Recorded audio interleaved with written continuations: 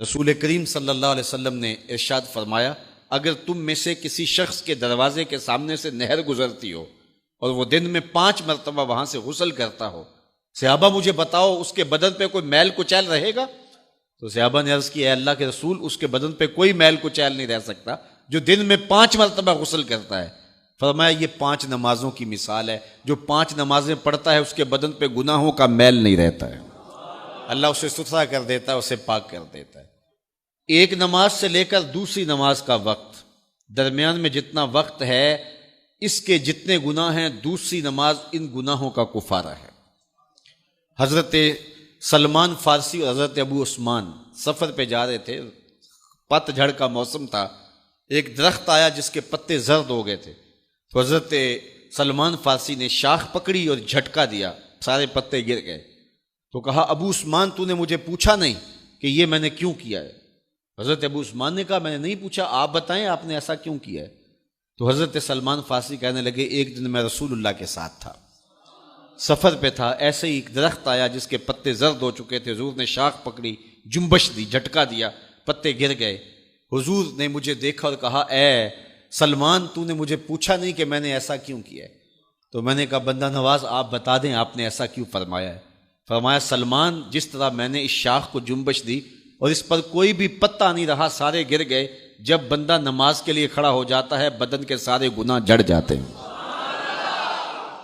اللہ کی توفیق سے میرا خیال ہے کہ آپ سارے لوگ نمازی ہوں گے، اور میری مائیں بہنیں اور بیٹیاں جو تشریف لائی ہیں انہیں بھی 5 گانا نماز کا شعور اور توفیق نصیب ہوگی۔ آج ہم یہاں سے عزم کر کے جانا ہے کہ ہمارے خاندان میں، ہمارے رشتہ داروں میں، ہماری اولادوں میں اگر بدقسمتی سے کوئی بے نمازی ہے تو آج عزم کر کے جائیں کہ وہ بے نمازی نہ رہے، اتنے زور سے تبلیغ کریں گے کہ وہ نماز پڑھنے پہ مجبور ہو جائیں گے۔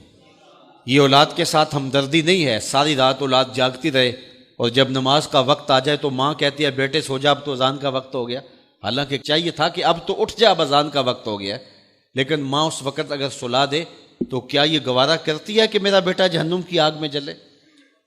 ماں اپنی اولاد کو جگائے، اس سے ہمدردی یہ نہیں ہے کہ اب اس کو سونے دے، بیچارہ ساری رات جاگتا رہا ہے۔ ساری رات جاگنے کا اسے حکم کس نے دیا تھا؟ فجر کے وقت جاگنے کا حکم ہے، جب رحمت اللہ کی بٹ رہی ہے تو اس کو بیدار کرے، اس کو جگائے۔ کڑکتی دھوپ ہے، آج کل موسم کتنا گرم ہے، تو اگر بچہ دھوپ میں کھڑا ہو اور اس کے پاؤں جلس رہے ہوں تو ماں گوارا کرتی ہے، بھاگ کے اچک لے گی بچے کو کہ میں اسے دھوپ سے، تمازت سے، گرمی سے بچا لوں۔ تو کیا حشر کی کڑکتی دھوپ میں بیٹا پسینے میں شرابور ہو اور وہ پسینہ آگ سے بھی زیادہ گرم ہو تو کوئی ماں یہ گوارا کرتی ہے؟ یقیناً نہیں کرتی۔ تو نہیں کرتی تو اس کو اپنی اولاد کو 5 گانا نماز کا خوگر بنانا ہوگا۔ نماز کی توفیق اللہ سے مانگو۔ آج کے اس اجتماع میں یہی پیغام ہے اور یہی دعوت ہے اور یہی قرآن مجید کی تعلیمات کا خلاصہ ہے۔ 1 بار نہیں، 2 بار نہیں، 10 بار نہیں، 20 بار نہیں، 100 بار نہیں، قرآن و حدیث کے اندر 750 مرتبہ نماز کا حکم آیا ہے۔ آپ ذرا غور کیجئے، 1 مرتبہ کہہ دینا کیا کافی نہیں ہے؟ لیکن 750 مرتبہ تمہارے کریم رب نے تمہیں بار بار کہا ہے، تمہارے کریم رسول نے تمہیں بار بار کہا ہے کہ نماز پڑھو۔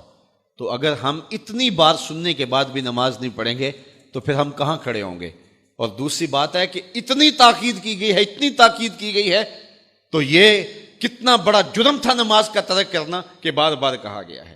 جب آگے سامنے آگ جل رہی ہو اور کوئی دوڑ کے چھلانگ لگانا چاہ رہا ہو تو پھر ماں کی ممتا اتنی ہوتی ہے کہ اس کو 100 بار بھی روکنا پڑے تو بچے کو روکتی ہے، اس لیے وہ جانتی ہے کہ آگے آگ ہے، اور اگر میں اس کو نہ روک پائی تو سیدھا آگ میں چھلانگ لگائے گا۔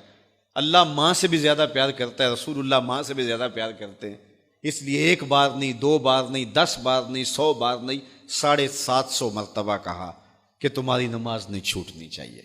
تو سونے سے قبل 5 انگلیاں بھی گن لو اور 5 نمازیں بھی گن لو۔ یہ عنوان تشنا رہ گیا، چونکہ وقت کے دامن میں اتنی گنجائش نہیں ہے، تو میں جو کہا گیا مجھے امید ہے کہ یقیناً یہ آپ کی روحوں تک اترا ہوگا، اور اگر بدقسمتی سے کوئی بے نمازی ہے تو آج کے بعد بے نمازی نہیں رہے گا۔